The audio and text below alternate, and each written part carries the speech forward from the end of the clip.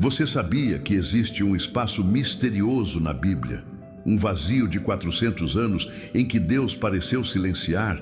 Imagine virar a última página do profeta Malaquias e, ao invés de encontrar uma nova profecia, encontrar silêncio. Nenhum novo profeta, nenhuma nova visão, nenhuma nova palavra do céu. O que aconteceu nesse intervalo? Por que Deus ficou em silêncio? E será que ele realmente estava calado ou estaria preparando o maior ato da história? Neste vídeo, vamos explorar os 400 anos de silêncio de Deus. Um tempo que parece vazio, mas está repleto de mudanças políticas, conflitos espirituais, perseguições religiosas e milagres escondidos. Você vai entender como o palco da história foi preparado para a chegada de Jesus e descobrir que, mesmo no silêncio, Deus estava agindo. Prepare-se para uma jornada emocionante, cheia de fé, história e mistério. Imagine a cena: Jerusalém, cerca de 430 anos antes de Cristo. O povo voltou do exílio babilônico. Os muros de Jerusalém foram reconstruídos sob a liderança de Neemias. O templo foi restaurado por Esdras e Zorobabel. As festas sagradas voltaram a ser celebradas. A Torá foi lida publicamente. Os sacerdotes retomaram os sacrifícios, mas algo faltava. Os profetas, aqueles que ouviam a voz de Deus e falavam em seu nome, haviam desaparecido. Depois da última mensagem de Malaquias, advertindo o povo e prometendo um mensageiro para preparar o caminho do Senhor, o céu ficou em silêncio. Imagine os fiéis reunidos no templo, oferecendo sacrifícios, orando, esperando, mas nenhuma nova revelação vinha. Velhos rabinos contavam as histórias de Moisés, Elias, Isaías e se perguntavam: por que Deus não fala mais conosco? Esse silêncio atravessou 4 séculos. Crianças nasceram, cresceram, envelheceram e morreram sem ouvir uma nova palavra profética. Uma geração inteira vivendo entre a promessa e o cumprimento. Enquanto os judeus mantinham a esperança em silêncio, o mundo ao redor mudava rapidamente.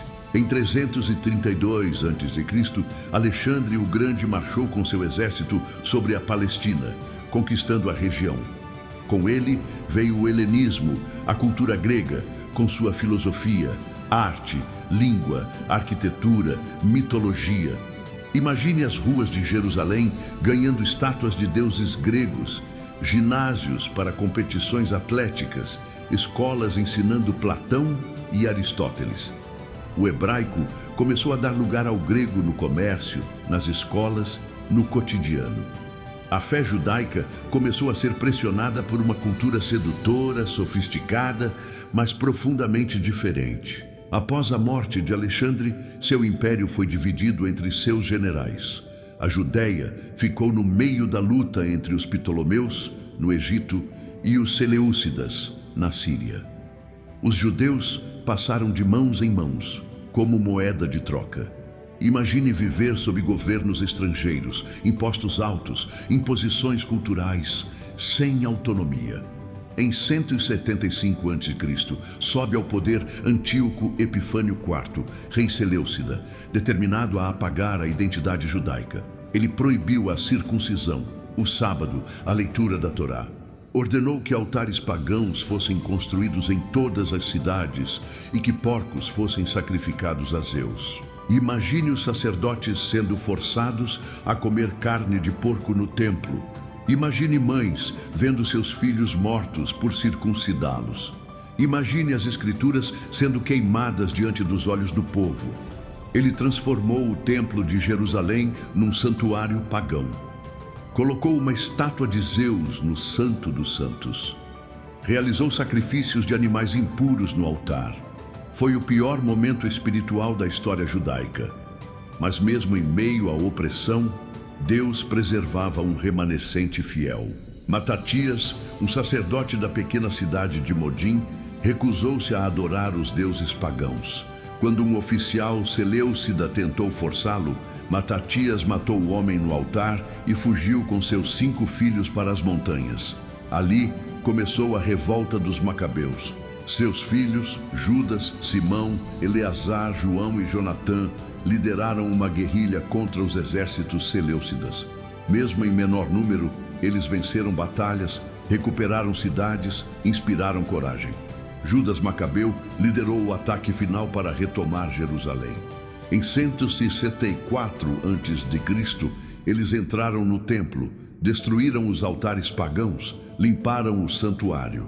Encontraram apenas um frasco de azeite puro para acender o candelabro, o menorá. Era o suficiente para um dia, mas milagrosamente durou 8 dias, tempo suficiente para preparar novo azeite consagrado. Esse milagre é celebrado até hoje na festa de Hanukkah, a festa das luzes. Pense comigo, mesmo no silêncio, Deus ainda acendia luzes de esperança. Em 63 a.C., Roma conquistou Jerusalém. O general Pompeu entrou no Santo dos Santos, e o choque foi tão grande que ele saiu sem tocar nada. Mas os romanos não respeitavam a fé judaica. Construíram fortalezas, impuseram impostos pesados, nomearam governadores pagãos. Sob Roma, os judeus viviam sob opressão militar, exploração econômica, restrição religiosa. Imagine as multidões nas ruas, soldados romanos armados, cobradores de impostos corruptos. Imagine a tensão, cada esquina, um conflito esperando explodir. Nesse ambiente nasceram 4 grandes grupos religiosos. Os fariseus surgiram como um movimento de resistência espiritual contra o avanço da cultura grega e das influências estrangeiras. Eles acreditavam que a única forma de manter a identidade judaica era através da rigorosa obediência à lei de Moisés, mas não apenas à lei escrita. Eles também criaram uma tradição oral, repleta de regras adicionais, para evitar até mesmo se aproximar da desobediência. E imagine homens andando pelas ruas de Jerusalém, com longas vestes, filactérios na testa, rezando em voz alta nas esquinas. Eles jejuavam 2 vezes por semana, lavavam as mãos antes de cada refeição, davam o dízimo de cada tempero do jardim: hortelã, endro, cominho. Os fariseus acreditavam na ressurreição dos mortos, nos anjos, na vida após a morte. Eles viam o Messias como um líder espiritual que purificaria Israel e traria uma restauração baseada na fidelidade à lei. Mas havia um problema. Ao criarem tantas tradições, começaram a colocar o peso da religiosidade acima da misericórdia. Por isso, Jesus mais tarde os confrontou, chamando-os de sepulcros caiados, belos por fora, mas cheios de hipocrisia por dentro. Pense comigo, quantas vezes também colocamos as regras acima do amor? Quantas vezes cobramos perfeição dos outros, mas ignoramos a misericórdia? Os saduceus eram o oposto dos fariseus. Eram aristocratas, ricos, ligados à elite sacerdotal que controlava o templo.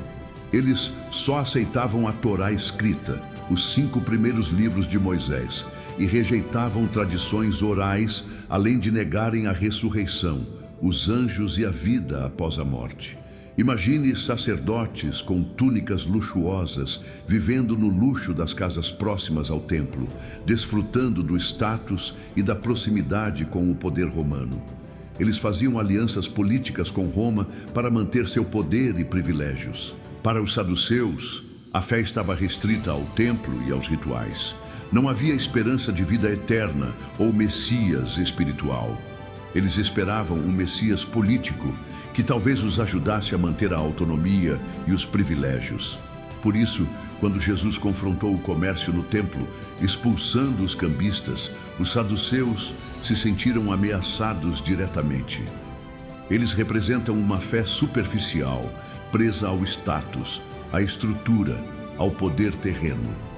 Uma fé sem esperança além desta vida. Os essênios tomaram um caminho radicalmente diferente. Diante da corrupção da liderança religiosa, da influência da cultura grega e da opressão romana, decidiram se afastar da sociedade e buscar pureza espiritual no deserto. Imagine uma comunidade isolada nas cavernas de Qumran, vivendo em celibato, praticando jejuns, orações, banhos rituais de purificação.